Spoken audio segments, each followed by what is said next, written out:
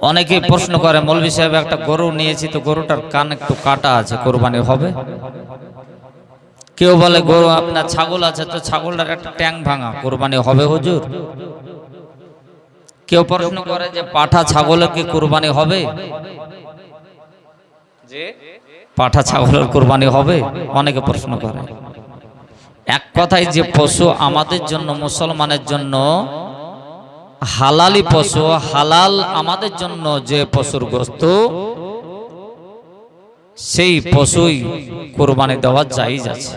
কিন্তু ওর মধ্যে আমাদেরকে খরিদ করার সময় দেখে শুনে কিনতে হবে, যে চোখ আছে কি না আছে, কানা না আপনার অন্ধ দেখে নিতে হবে, কান আছে না না আছে দেখে নিতে হবে। এই সমস্ত জিনিসগুলো আগে থেকে কেনার আগেই আমাদেরকে দেখে শুনে কিনতে হবে। কিন্তু হালালি পশুর মধ্যে এই বলে ভাবিয়েন না যে মুরগি আপনার দেওয়া যাবে, মুরগ, হাঁস, মুরগ এগুলো দেওয়া যাবে, এগুলো কোরবানির দুরুস্ত হবে না। তো বিরাদার আমার ভাইরা বন্ধুরা,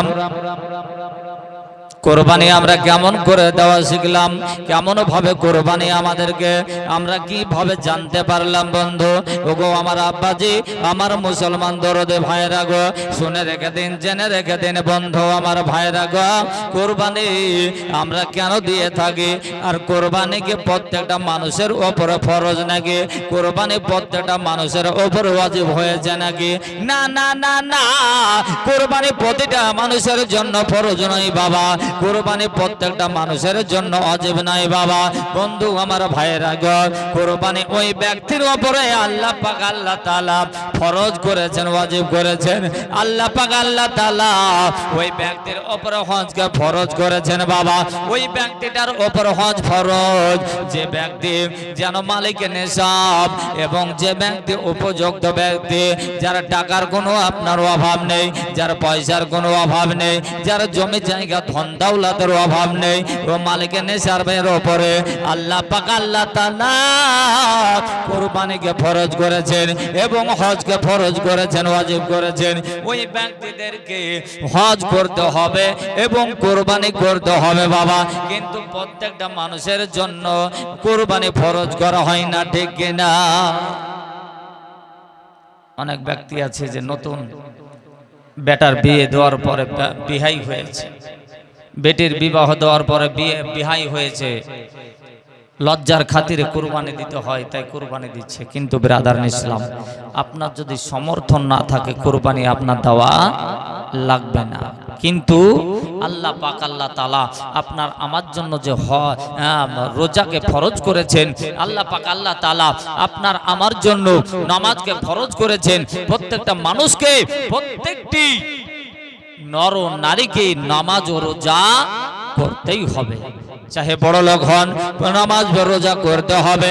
চাহে আপনি ধনী হন, নামাজ রোজা করতে হবে।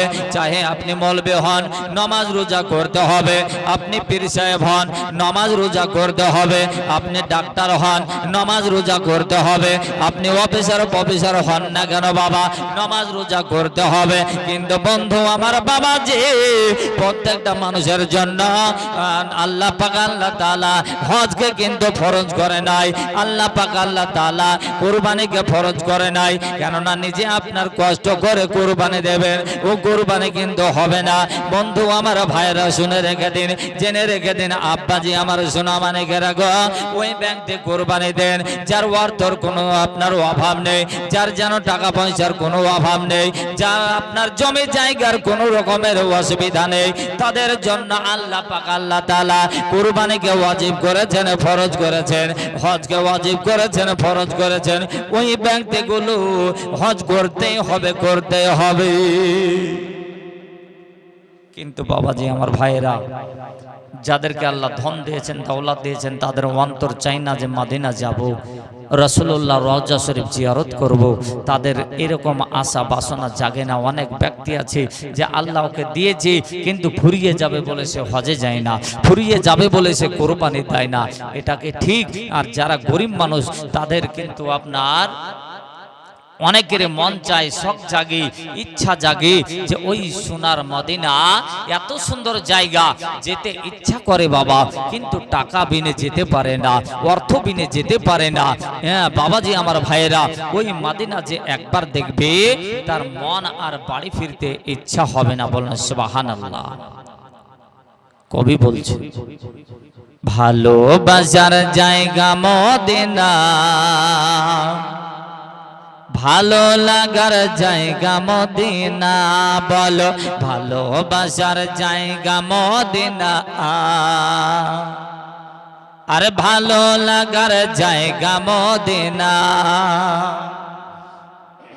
জোরসে বলুন না, মোহাব্বত বলুন সুবহানাল্লাহ। ওগো নবীর আশিক দুই হাত তুলে একবার উঁচু করে বলুন ইয়া রাসূলুল্লাহ। সবাই মিলে বলুন ভালোবাসার জায়গা মদিনা, আর ভালো লাগার জায়গা মদিনা, বলো ভালোবাসার জায়গা মদিনা, আর ভালো লাগার জায়গা মদিনা। এত সুন্দর জায়গা কোথাও দেখি না, বাবা ঠিক নাম। এত সুন্দর জায়গা কোথাও দেখি না, এত সুন্দর জায়গা কোথাও দেখি না, সাজিয়েছেন দয়াল রাব্বানা, সাজিয়েছেন দয়াল রাব্বানা, আরে ভালো লাগার জায়গা মদিনা, বলো ভালোবাসার জায়গা মদিনা, আরে ভালো লাগার জায়গা মদিনা। একদিন কবর যাব কেউ তো যাবে না, একদিন কবর যাব কেউ তো যাবে না, যাবে শুধু শাহে মদিনা, আর ভালো লাগার জায়গা মদিনা, বলো ভালোবাসার জায়গা মদিনা, আর ভালো লাগার জায়গা মদিনা।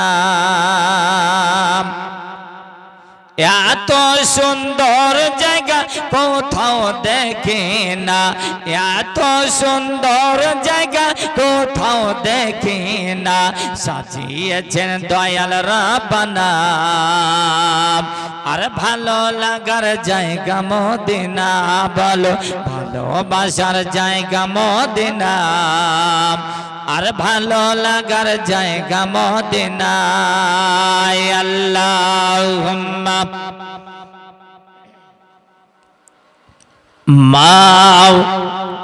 মাওলানা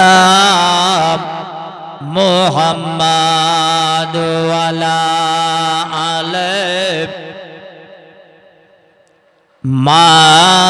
মাওলানা মুহাম্মদ সাল্লাল্লাহু তাআলা আলাইহি ওয়াসাল্লাম।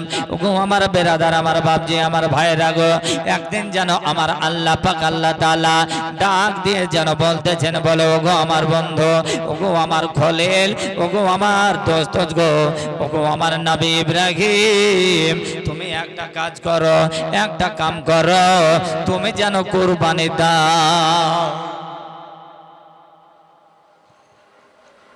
কে বলছেন? আমার আল্লাহ বলতেছেন। আমার নবী ইব্রাহিম ঘুমিয়ে আছে, ঘুমান্ত অবস্থায় আল্লাহ যেন স্বপ্নে দেখিয়ে দিচ্ছেন, ইব্রাহিম তুমি কুরবানি দাও। আল্লাহ পাক আল্লাহ তাআলা মহান স্রষ্টা আমার আল্লাহ রব্বুল আলামিন নবী করে পাঠিয়েছেন, যুগে যুগে প্রত্যেকটা নবীকে ইমতিহান নিয়েছেন, পরীক্ষা করে দেখেছেন। নবী ইব্রাহিমকে আল্লাহ পাক আল্লাহ তাআলা এত বড় একটা পরীক্ষার মধ্যে ফেলেছেন। আল্লাহ আমার ডাক দিয়ে কইতেছেন, ওগো নবী ইব্রাহিম তুমি কুরবানি দাও। আল্লাহর নবী ইব্রাহিম স্বপ্নে যুগে দেখার পরে বললেন কি বাবা, ঘুমটা ভেঙে গেল। ঘুমটা ভেঙে যাওয়ার পর নবী ইব্রাহিম করলেন কি, বাড়িতে ছিল 100 উট, ওই 100 উটকে যেন বাবা কোরবানি করে দিলেন, বাবা গো হালাল করে দিলেন। এমন তো অবস্থায় বেরাদার গো আমার ভাইয়েরা বন্ধুরা, মহান আল্লাহ পাক আল্লাহ তাআলা আবার ফিরে যেন দ্বিতীয় দিনের দিন আল্লাহ আমার ডাক দিয়ে বলতেছেন, বলে নবী গো তুমি আবার কোরবানি দাও, কোরবানি দাও। আমার নবী ইব্রাহিম পয়গম্বর যেন তাজ্জব হয়ে গেলেন, অবাক হলেন। আল্লাহ, আপনি গতকালকে আমাকে স্বপ্নে দেখালেন আমি কোরবানি করলাম, আজকেও আবার স্বপ্নে যুগে দেখিয়েছেন কোরবানি দেওয়ার হুকুম দিচ্ছেন। আল্লাহ গো, আমার নবী ইব্রাহিম পয়গম্বর উনি করলেন কি, বাড়িতে ছিল 100 উট, আবার ওই 100 উটকে কোরবানি করলেন। কোরবানি দেওয়ার পরে ফের দ্বিতীয় তৃতীয় রাত্রিতে আল্লাহ পাক আল্লাহ তাআলা আমার মাবুদ যেন স্রষ্টা আমার স্বপ্নে যুগে দেখাচ্ছেন, খোয়াবে বলতেছেন, নবীর সঙ্গে কথা বলছেন। আল্লাহ পাক আল্লাহ তাআলা আমার নবী ইব্রাহিমকে বলতেছেন, বলো ওগো নবী ইব্রাহিম তুমি কোরবানি দাও। নবী ইব্রাহিম আবার চট করে ঘুম থেকে উঠে বসলেন। বাবা বসে যাওয়ার পরে এমন তো অবস্থায় আল্লাহ পাক আল্লাহ তাআলার সঙ্গে আমার নবী ইব্রাহিম কথা বলতে শুরু করলেন। কথা বলতেছেন, বলে আল্লাহ গো আপনি যে আমাকে প্রথম রাত্রে কোরবানি দেওয়ার হুকুম দিলেন, আমি আল্লাহ পাক তোমার কথা শুনে আমি করলাম কি গো আল্লাহ, 100 উটকে আমার বাড়ি থেকে কোরবানি দিলাম। দ্বিতীয় রাত্রিতে যখন বলেছেন গো আল্লাহ কোরবানি দেওয়ার হুকুম দিয়েছ গো আল্লাহ, আমি যেন দ্বিতীয় রাত্রিতে খোয়াবে দেখার পরে স্বপ্নে দেখার পরে গো আল্লাহ আমার বাড়ি থেকে আর 100 উটকে আমি কোরবানি দিলাম। তুমি আল্লাহ গো আমার মাবুদ তুমি বলে দাও আমি কোন জিনিসকে কোরবানি দেব গো আল্লাহ। আল্লাহ আমার বলতেছেন, বলো গো আমার পয়গম্বর, ওগো আমার নবী ইব্রাহিম তুমি কোরবানি দাও, ওই বস্তুকে ওই জিনিসটাকে তুমি কোরবানি দাও। আমি আল্লাহ ততক্ষণ পর্যন্ত তোমার কোরবানি কবুল করব না যতক্ষণ পর্যন্ত তুমি তোমার ভালোবাসার জিনিসটাকে, তোমার সব থেকে মোহাব্বতের জিনিসকে তুমি কোরবানি না করবে, আমি অতক্ষণ পর্যন্ত আল্লাহ আমি কোরবানি তোমার কবুল করব না। আল্লাহ পাকের কত বড় পরীক্ষা যে আল্লাহ পাক আপনাকে আমাকে সামান্য একটু অসুখ দিয়ে বালা দিয়ে যদি পরীক্ষা করেন তো আমরা কত কি ভেবে বসে থাকি, ঠিক না বাবা? এ ভাই ঠিক না? অনেক কিছু ভাবে, কিন্তু আমার মায়েরা মনে হয় কিছু ভাবে না। মায়েরাও কিন্তু দেখবেন যদি দেখা যায় যে ধান শুদ্ধ ভাবা করেছে আর ওই ধানকে যদি ছাদের ওপরে শুকোতে দেয় আর ওই সময়তে যদি মেঘ উঠে পড়ে, মায়েরা করে অনেক মায়েরা আল্লাহকে গালিগালাজ দেয়। এটাকে ঠিক একেবারে পাক্কা গলগলে কাবিরা গুনাহ এটা। আব্বাজি আমার সোনা মানিক, ওগো আমার তরুণ যুবক ভাইয়েরা, ওগো আমার মা বোনেরা শুনে যান মা গো, ওগো আমার খালারা একটু শুনে যান মা গো, রাতের বেলা আল্লাহ পাক আল্লাহ তাআলা আমার নবী ইব্রাহিমকে যেন বড় পরীক্ষার মধ্যে ফেলেছেন, বড় ইমতিহানের মধ্যে ফেলেছেন। আমার আল্লাহ বলতেছেন, বলো ওগো আমার নবী, ওগো আমার বন্ধু গো, তুমি এমন বস্তুকে কোরবানি দাও, তুমি এমন জিনিসকে তুমি কোরবানি দাও যে জিনিসটা হবে তোমার কাছে সব থেকে যেন প্রিয় বস্তু, যেটা তোমার কাছে সব থেকে যেন মোহাব্বতের জিনিস হয়ে থাকে, সেই জিনিসটা কোন জিনিস? আল্লাহ পাক আল্লাহ তাআলা যখন এই কথা বললেন, আমার নবী বলতেছেন ইব্রাহিম বলে, মাবুদ গো, একবারে একটু তুমি ইশারা দিয়ে দাও গো আল্লাহ, আমি কোন জিনিসটাকে কুরবানি দেব আল্লাহ, তুমি একটু আমারে জানিয়ে দাও। মহান আল্লাহ পাক আল্লাহ তাআলা ডাক দিয়ে বলতেছেন, বলে ওগো আমার নবী ইব্রাহিম, ওগো আমার নবী বন্ধু আমার গো, তুমি ওই জিনিসটাকে তুমি কুরবানি দাও যেটা তোমার সব থেকে জানের থেকে প্রিয় জিনিস, যেটা তোমার মোহাব্বতের জিনিস, যেটা সব থেকে তোমার যেটাকে ভালোবাসো, ওই বস্তুটাকে তুমি কুরবানি দাও যেটা তোমার কাছে সব থেকে তোমার মোহাব্বতের জিনিস। আমার নবী ইব্রাহিম খলিলুল্লাহ বুঝতে পেরেছেন যে আমার কাছে মোহাব্বতের জিনিস কোনটা। আমার কাছে যদি সব থেকে মোহাব্বতের জিনিস হয় তো সেটা হচ্ছে আমার একমাত্র আমার কলেজার টুকরা, আমার সন্তান হযরতে ইসমাইল। যে ইসমাইলের পায়ের দাবনে আবে জমজমের পানি আপনার তৈরি হয়েছে, বলুন সুবহানাল্লাহ। এ হাজী সাহেব, আবে জমজম দেখেননি? নিয়ে আসেননি পানি? যে পানি শুধু এই আপনাদের দেশের মানুষ না, সারা বিশ্বের মানুষ হজ করতে গিয়ে বোতল করে জারে করে ওই পানিকে নিয়ে আসে, ওই পানি উঠিয়ে নিয়ে আসে। ওই পানি কিন্তু কমেনি, আর কিয়ামত পর্যন্ত কমবে না, বলুন সুবহানাল্লাহ। বেরাদার আমার ভাইরাম, ওগো আমার মায়েরা বোনেরা, এমন তো অবস্থায় জানো আমার আল্লাহ পাক আল্লাহ তাআলা জানিয়ে দিলেন, বলো ওগো আমার নবী ইব্রাহিম, তুমি ওই জিনিসটা, ওই বস্তুটা কুরবানি দাও যেটা হচ্ছে তোমার কাছে সব থেকে তোমার জানের থেকে প্রিয় জিনিস, তোমার সবার থেকে তোমার কাছে মোহাব্বতের জিনিস, ওই জিনিসটাকে তুমি কুরবানি দাও। আমার নবী ইব্রাহিম আলাইহিস সালাম উনি আপনার দেখলেন বাবা যে আমার কাছে সব থেকে যদি মোহাব্বতের জিনিস হয়, সব থেকে যদি আমার কাছে ভালোবাসার জিনিস হয়, তো আমার একমাত্র আমার মোহাব্বতের জিনিস হলো আমার ছেলে ইসমাইল।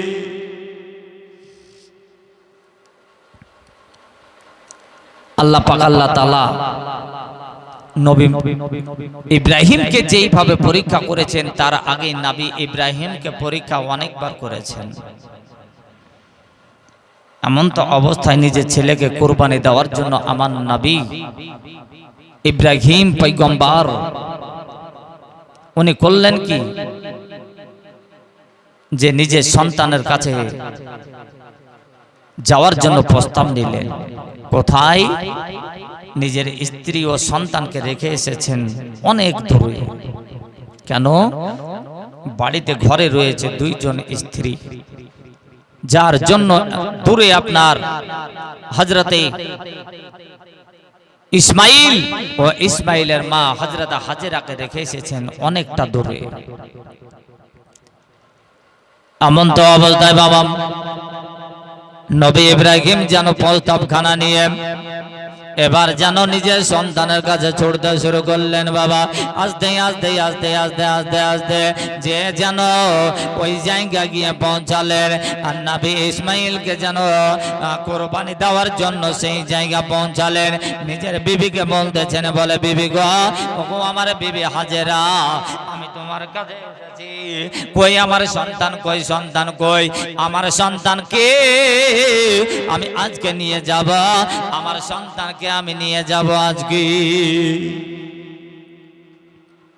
হযরত হাজেরা উনি আপনার করলেন কি, স্বামীকে জিজ্ঞেস করলেন, স্বামী গো, আমার ছেলে ইসমাইলকে কোথায় নিয়ে যাবেন?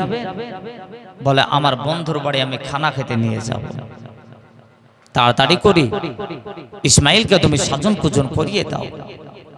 এখন অবস্থায় বেরাদার ছোট্ট বাচ্চা হযরত ইসমাইল ও আপনার ইসমাইলকে করলেন কি, এবার কিন্তু মা জননী করলেন বাবা জানো নিজের সন্তানকে সাজিয়ে গুজিয়ে দিলেন, গোসল পানি করিয়ে দিলেন, চোখে সুরমা লাগিয়ে দিলেন, আর নিজের ছেলেকে সুন্দর করে সাজিয়ে দেওয়ার পরে আব্বার সঙ্গে সাথ ধরিয়ে দিতেছেন, বলে বেটা রে ওগো আমার ইসমাইল যাও যাও যাও তোমার আব্বুজির সাথে চলে যাও, তোমার আব্বা আজকে নিতে এসেছে, তোমার আব্বা নিয়ে যাবে খানা খেতে, যাও বাবা। দেখুন বেরাদার, ইসমাইলকে যখন সাথ ধরিয়ে দেওয়া হলো এমন তো অবস্থায় হযরত ইসমাইলকে সঙ্গে করে নিয়ে হযরত নবী ইব্রাহিম করলেন কি বাবা হাত ধরে নিয়ে চলতে শুরু করলেন।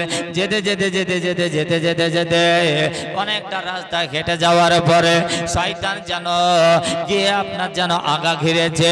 শয়তান বলতেছে, বলে ওগো ইসমাইল গো তোমার বাবার সঙ্গে তুমি কোথায় যাইতেছ, এটা কি তোমার জানা রয়েছে? বলো বলো তুমি কোথায় যাইবে বলো।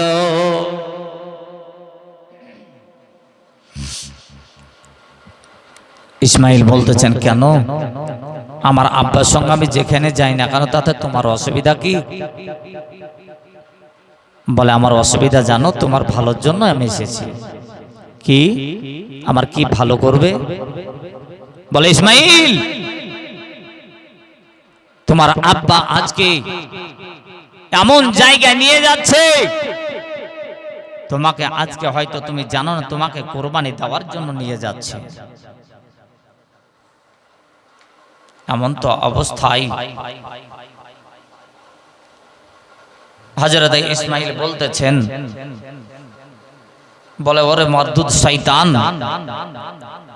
তুই আমার আগা ঘেরিস না, আমাকে পথভ্রষ্ট করিস না, তুই আমার পথে বেড়া দিস না, তুই সরে যা মরদুদ বেকুব। কেননা তুই আমাকে এই কথা দিয়ে ধোঁকা দিতে পারবি না, কেননা আমি হলাম একজন আল্লাহর নবী, আমি হলাম একজন আল্লাহর নবী, আমাকে পথভ্রষ্ট করতে পারবি না। বাবা আমার শোনা মানে এমন তো অবস্থায় এবার কিন্তু হযরত ইসমাইল জানো জেনে নিয়েছেন, নিজের আব্বাকে বলতেছেন, বলে আব্বা গো আপনি যেন কোথায় নিয়ে যাবেন গো আব্বা, আপনি কোথায় যাইতেছেন গো আব্বা, আপনার কথা আমি বুঝতে পেরেছি গো আব্বা। শয়তান এদিকে ও ইসমাইলকে যখন পথভ্রষ্ট করতে না পারিল, সঙ্গে সঙ্গে করলো কি নবী ইসমাইলের মায়ের কাছে গিয়ে পৌঁছালো। হাজেরাকে গিয়ে বলতেছে, বলে হাজেরা গো ওগো ইব্রাহিমের স্ত্রী হাজেরা জানো জানো জানো তোমার আজকে স্বামী তোমার ছেলে তোমার কলেজার টুকরা তোমার ইসমাইলকে জানো কোথায় নিয়ে গেছে, তুমি কি জানো? তোমার ছেলে ইসমাইলকে আজকে কুরবানি করার জন্য, কুরবানি দেওয়ার উদ্দেশ্য নিয়ে তোমার স্বামী আজকে নিয়ে গেছে। তুমি ওই সন্তানের মা হয়ে তুমি কেমন করে সইতে পারবে, সহ্য করবে কি করে?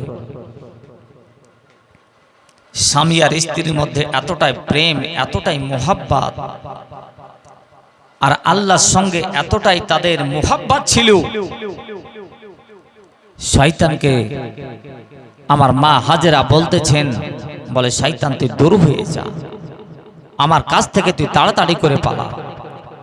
এই শয়তান এর জন্যই পালিয়ে যা, আমি হলাম ইসমাইলের মা, আমি হলাম নবী ইব্রাহিমের স্ত্রী, অতএব আমাকে তুই পথভ্রষ্ট করতে পারবি না। আমাকে তুই যদি দালালি করিস, আমার সঙ্গে তুই দালালি করি আমার মন ভাঙাতে পারবি না। আজকে যদি আমার ছেলে ইসমাইলের যদি কুরবানি হয়ে যায় আল্লাহর রাহে, আল্লাহর রাস্তাতে, এর চেয়ে আজকে আমার সৌভাগ্য আর কিছু হতে পারে না। যা দূর হয়ে যা, যেহেতু আমার আল্লাহর রাহে আমার ছেলে কুরবানি হবে, এটাই তো আমার আজকে গর্বের বিষয় যে আজকে আমার ছেলে আল্লাহর রাস্তাতে কুরবানি হবে, এটাই তো আমার আনন্দের বিষয়। আহ বাবা আমার সোনা মানিক, ওগো আমার তরুণ যুবক ভাইয়েরা, ওগো আমার গমেটে ভাইয়েরা, ও আমার নওজোয়ান ভাইয়েরা, শুনে যান বাবা, এমন তো অবস্থায় এবার জানো না পারলো ইসমাইলের মন বিতাড়িত করতে, না পারলো হাজেরার মনকে বিতাড়িত করতে। এবার কিন্তু নিজের যেন আপনার ছেলে ইসমাইল বলতেছেন, বলে আব্বু গো, ওগো আমার আব্বা, আপনি কোথায় নিয়ে যাচ্ছেন গো আব্বা? আপনি যে কাজের জন্য এসেছেন গো আব্বা, শুভ কাজে দেরি করতে হয় না গো আব্বা, শুভ কাজে দেরি করতে নেই গো আব্বা। অতএব আপনি যে জন্য এসেছেন, আপনি তাড়াতাড়ি করে জলদি করে আল্লাহর রাস্তায় আল্লাহর রাহে আপনি আমাকে কুরবানি করে দে।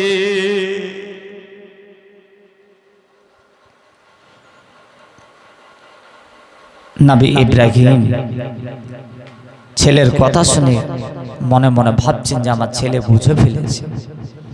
অতএব আর আগের দিকে না গিয়ে যে জায়গাটাতে পৌঁছেছেন সেই জায়গাটার নাম হলো, ওই জায়গাটা গিয়ে আপনার পৌঁছানোর পরে নিজের ছেলে আপনার করলো কি, আব্বাকে বলছেন, আব্বা গো, এই জায়গাটা চলে এসেছি, পৌঁছে গেছি, যার নাম হলো, শহরটার নাম হলো মিনা শহর। বলুন সুবহানাল্লাহ। আব্বা, এই মিনাতে আমাকে কুরবানি দাও। হাজিগণরা জানে মিনাতে কুরবানি দেওয়া হয়েছিল। এ হাজি সাহেবেরা, ও আমার মুরব্বী বাবা, আমার ভাইয়েরা, একটু শুনে যান দাদা গো। এবার কিন্তু নিজের ছেলে বলতেছেন, বলে আব্বা আর দেরি নয় আব্বা গো, ও গো আব্বা যান, আপনি আমাকে কুরবানি দেন গো আব্বা। যেমনই বাবা বলা সঙ্গে সঙ্গে আমার নবী ইব্রাহিম করলেন গিয়ে, আল্লাহর নবী ইব্রাহিম নিজের ছেলেকে কুরবানি দেওয়ার জন্য নিজের যেন ছেলের যেন হাত দুটো বেঁধে দেওয়া হলো, পা দুটোকে বেঁধে দেওয়া হলো বাবা। বেঁধে দেওয়ার পরে যেন উনি আপনার করলেন কি, ছোরা খানকে পকেট থেকে বের করার পরে নিজের ছেলের গলাতে ছোরাটা যেমনই বাবা চালানো হলো, যে চালানোর পরে ওই ধারালোতে যার অস্ত্রখানা, ওই ছোরাখানা দিয়ে, চাকুখানা দিয়ে যেন নিজের ছেলের যেন আর গলা যেন কাটে না, গলা কাটছে না। এমন তো অবস্থায় মনে মনে ভাবছেন যে ব্যাপারটা কি, ছোরা এত তেজালু, এত ধারালু, আর আমার চাকুতে আজকে ছেলের গলা কাটছে না। ইসমাইল বলতেছেন আব্বাকে, বলে আব্বু, আপনি আমার গলা কাটছেন না কেন? কি ব্যাপার? তবে কি মনে হয় আপনার মায়া হয়ে যাচ্ছে? আপনার মনে হয় যে মনে প্রাণে খুব দয়া আসছে, তাই না আব্বা? আব্বা গো, আপনার চোখে একটা কাপড় বেঁধে নেন, চোখটাকে বেঁধে নেন, নেওয়ার পরে আপনার চেহারার সঙ্গে আমার চেহারা হয়তো পড়বে না, অতএব আপনার মায়াটাও কম হবে, আপনি তখন কুরবানি দেবেন। আব্বা নিজের ছেলের কথা শুনে উনি আপনার করলেন কি, আল্লাহর নবী ইব্রাহিম উনি আপনার চোখের উপরে একটা পর্দা রুমাল করে নিলেন। রুমাল বেঁধে নেওয়ার পরে আবার যেন নিজের ছেলেকে করলেন কি বাবা, বিসমিল্লাহ আল্লাহু আকবার বলে ছোরাটাকে জোর করে চাপন দিলেন, কিন্তু দেখা গেল ওই ছোরাতে নিজের ছেলের সন্তানের গলা কাটছে না, সন্তানের গলা কাটছে না। কথা বোঝা যাচ্ছে? ওগো আমার ভাইয়েরা, ওগো আমার মা বোনেরা, এমন তো অবস্থায় এবার কিন্তু করলেন কি বাবা, ওই আপনার দেখা গেল চোখের রুমালটাকে খুলে দেওয়ার পরে দেখছেন যেন নিজের ছেলের যেন গলা তো কাটতেছে না। নিজের ছেলে ইসমাইল বলতেছেন, আব্বা গো, ওগো আমার আব্বা, আপনি মনে হয় যে আমার পদে মনে হয় খুব মায়া করতেছেন, খুব মনে হয় দয়া করতেছেন গো আব্বা, এজন্য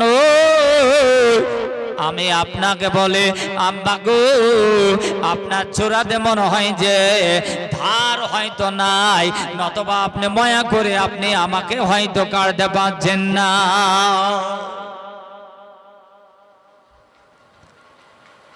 হযরত ইব্রাহিম খলিলুল্লাহ উনি আপনার করলেন কি, রাগ করে ওই যে ছোরাটা ধারালো তেজালো অস্ত্রটাকে জোর করে ছুড়ে জোর করে ফেলে দিলেন। যেমন এই ছোরাটাকে ছুড়ে দেওয়া হলো, ওই ছোরাটা গিয়ে একটা পাথরের টুকরাতে লাগলো। ওই পাথরের টুকরাটাতে যখন ছোরাটা আঘাত করলো, টাচ করলো, টাচ করার সঙ্গে সঙ্গে ওই পাথরটা বাবা দুই ভাগ হয়ে দুই টুকরো হয়ে কেটে গেল। পাথর ছোরাতে কেটে যায়, কিন্তু নিজের সন্তান ইসমাইলের গলা কাটে না। সুবহানাল্লাহ। বেরাদার আমার মুসলমান, ওগো আমার শুননে তরুণ যুবক ভাইরা, এবার কিন্তু দেখা গেল আমার নবী ইব্রাহিম আলাইহিস সালাম উনি আপনার ওই ছোরাটাতে আপনার যেন কুড়িয়ে নিয়ে আসলেন। মনে মনে ভাবতেছে যে ছোরার তো সত্যি সত্যি ধার রয়েছে, তবে কেন তো গলা কাটে না, আর একবার যেন চেষ্টা করা যাক। ছোরাটাকে কুড়িয়ে নিয়ে আসার পরে নবী ইব্রাহিম করলেন কি, নিজের ছেলের গলাতে আবার যেন হলকমে ছোরাটা লাগিয়ে দেওয়ার পরে সঙ্গে সঙ্গে আল্লাহ পাক আল্লাহ তাআলা ও আপনার নবী ইব্রাহিম খলিলুল্লাহকে যেন পরীক্ষা করে নিয়েছেন। সত্যি সত্যি আমার নবী ইব্রাহিম আমাকে জানের থেকে বেশি ভালোবাসে, নিজের প্রাণের চেয়ে বেশি ভালোবাসে, নিজের সন্তানের চেয়ে বেশি ভালোবাসে, নিজের বিবি বাচ্চার থেকে আমি আল্লাহ আমাকে বেশি ভালোবাসে। অতএব আমার আল্লাহ পাক আল্লাহ তাআলা নবী ইব্রাহিমের যেন কুরবানি কবুল করে নিলেন। ফেরেশতাকে ডাক দিয়ে বলে, বলো গো জিবরাইল, শোনো শোনো শোনো, জলদি করে যাও। আর জলদি করে যাওয়ার পর ও নবী ইব্রাহিমের ছোরা তলাতে একটা জান্নাত থেকে জান্নাতে তোমরা যেন কুরবানি করে দাও।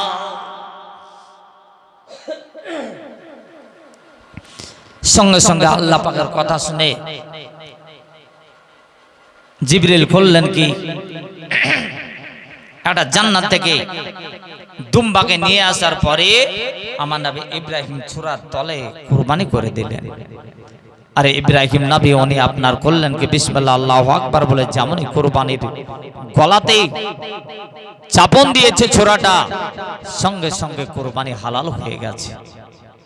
ইব্রাহিম আলাইহিস সালাম ইব্রাহিম পয়গম্বর বলতেছেন যে এইবার হয়তো আমার কুরবানিটা সফল হয়েছে, সাকসেস হয়ে গেছে বলে চোখ থেকে রুমালটা যেমনই খুলে দেখছেন, সুবহানাল্লাহ সুবহানাল্লাহ, দেখছেন যেন একটা যেন দুম্বা আমার ছোরার তলাতে কুরবানি হয়ে গেছে।